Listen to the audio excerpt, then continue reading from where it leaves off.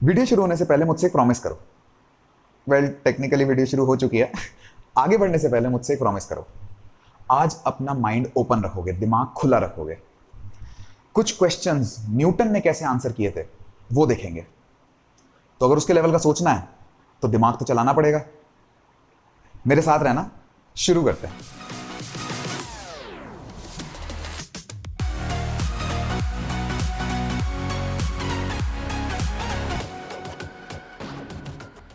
तो एक दिन साइंटिस्ट ने न्यूटन से पूछा कि हाँ भाई न्यूटन साहब, ये जो आर्बिट्ररी मैंने शेप बनाई है इसका एरिया निकाल के दिखाओ।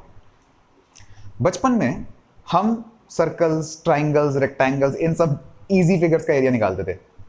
इसका एरिया कैसे निकालोगे? किसी को नहीं पता था। तो न्यूटन ने दिमाग लगाया। उसने कहा एक काम करो, एक इस शेप को ना बहुत छोटे छोटे रेक्टेंगल्स में तोड़ लो। देख रहे हो क्या कर रहा हूं मैं? बहुत छोटे छोटे रेक्टेंगल्स में तोड़ लो और फाइनली जितने सारे भी रेक्टेंगल्स हैं उनके एरिया को सम कर दो। रेक्टेंगल का एरिया तो सिंपल होता है, बेस इनटू हाइट, है ना?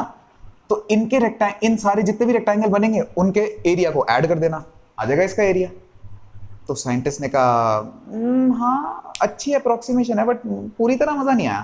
तो न्यूटन ने पूछा क्यों? कहते हैं यार एक बात बताओ, अगर तुमने ये एरिया तो इग्नोर कर दिया ना, ये जो छोटे छोटे एरिया दिख रहे हैं, मतलब अगर मैं इसको जूम इन करूं, उसको जूम इन करूं, तो न्यूटन ने बोला था ना कि ऐसे रेक्टेंगल्स बना देना, छोटे छोटे रेक्टेंगल बना देना। अब ये वाला एरिया तो इग्नोर्ड रह गए ना, इनका क्या करोगे? तो न्यूटन ने कहा देखो बात तो सही है, एक काम करो और छोटे रेक्टेंगल ले लो। भाई उसने ये बोला कि शेप का एरिया निकालने के लिए और छोटे रेक्टेंगल ले लो, और छोटे और छोटे, मतलब पतले, बेसिकली छोटे मतलब पतले, और पतले रेक्टेंगल ले लो। उससे क्या होगा, इसको अगर हम जूम इन करेंगे तो इस बार रेक्टेंगल्स कुछ ऐसे दिखेंगे। बहुत पतले हैं ये, बहुत पतले रेक्टेंगल्स। अब तुम देख रहे हो कितना एरिया इग्नोर हो रहा है, सिर्फ इतना सा एरिया इग्नोर हो रहा है। तुम इस बात को अप्रिशिएट करो कि न्यूटन, इससे पहले किसी को नहीं पता था कि एरिया कैसे निकालना है, बट न्यूटन ने कमाल का आइडिया दिया, एटलीस्ट एक स्टार्टिंग पॉइंट तो दिया। तो अब आप इस मेथड को यूज करके एरिया निकाल सकते हो किसी भी फिगर का, एटलीस्ट एक बहुत अच्छा अप्रोक्सीमेशन तो दे सकते हो। इनफैक्ट न्यूटन ने कैलकुलस की हेल्प से प्रूव कर दिया मैथमेटिकली कि अगर मैं इस विड्थ को, इस रेक्टेंगल, जितने रेक्टेंगल्स तोड़े हैं उनकी विड्थ इतनी पतली कर दूं, इतनी पतली कर दूं, मतलब ऐसे कुछ इस ऑर्डर की कर दूं, 0.0000 ऐसे जीरो चलता गया, 0.1, इस ऑर्डर की अगर बहुत छोटी विड्थ कर दूं ना, तो मैं उनके एरियाज को सम करके एग्जैक्ट एरिया निकाल सकता हूं इस फिगर का। बहुत पतले रेक्टेंगल्स अगर ले लूं और उनके एरियाज का सबका सम कर दूं तो एग्जैक्ट एरिया निकलेगा, अप्रोक्सीमेट नहीं, एग्जैक्ट। ये मैथमेटिकली उसने प्रूव किया था, प्रूफ बाद में देखेंगे। बट तुम सोच रहे हो कितनी कमाल की बात है ये। न्यूटन ने हमें एक ऐसा तरीका बताया, आप दुनिया में किसी भी शेप, कोई भी शेप है उसका एरिया निकाल सकते हो। क्या मतलब, न्यूटन इस लेवल पे सोचता था। आया मजा? इस नॉलेज को लेके आगे बढ़ते हैं। अब मैं तुम्हारे सामने एक वेलोसिटी टाइम ग्राफ बनाता हूं। लेट्स से कोई कार है और उसका वेलोसिटी टाइम ग्राफ कुछ ऐसा दिख रहा है, ठीक है? रैंडम मोशन है, थोड़ा उसकी पहले वेलोसिटी बढ़ी, फिर थोड़ी नॉर्मल हो गई, फिर बढ़ी, फिर उसने नॉर्मल कर ली, ऐसे टाइप की। अब हम देखते हैं, ऑब्जर्व करते हैं कि इस ग्राफ के अगर मैं नीचे का एरिया निकालूं, इस ग्राफ के नीचे का एरिया निकालूं तो क्या मिलेगा। देखना बहुत मजा आएगा।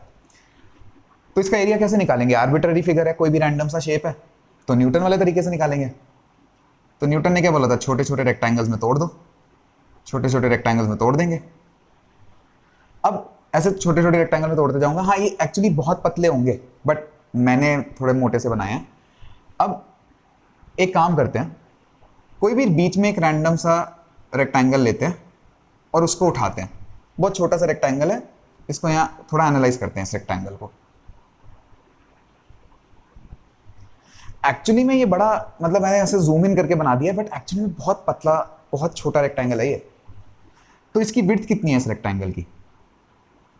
ये टाइम का एक्सेस है ना, तो ये बहुत छोटा टाइम इंटरवल है ना, ये बहुत छोटा टाइम इंटरवल। तो न्यूटन ने एक बहुत छोटे टाइम इंटरवल का क्या नोटेशन दिया था, याद करो, dt, d इंटू टी नहीं, dt, मतलब बहुत छोटा टाइम, बस इतना ही नोटेशन का मतलब है। अच्छा इसकी हाइट कितनी होगी?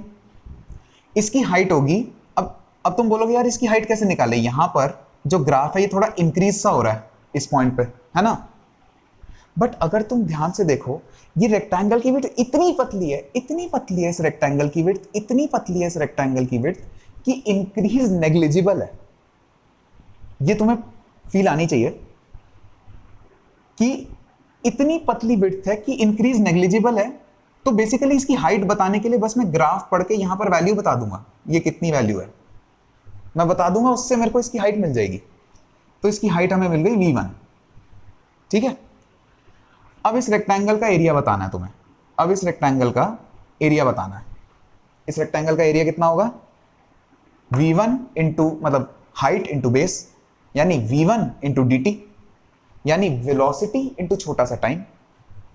वेलोसिटी इंटू टाइम क्या होता है, वेलोसिटी क्या होता था, वेलोसिटी का फॉर्मूला होता था डिस्प्लेसमेंट अपॉन टाइम।